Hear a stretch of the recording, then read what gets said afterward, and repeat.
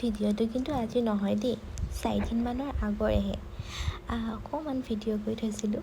এয়া মামী আৰু মা দুজনীৰ অৱস্থা বেয়া মোৰ লগতে। মানে আজি 4 দিনমানৰ আগতে মোৰ অকণমানি কণমানি এজনী জন্ম হ'ল। এয়া দেখিছেনে?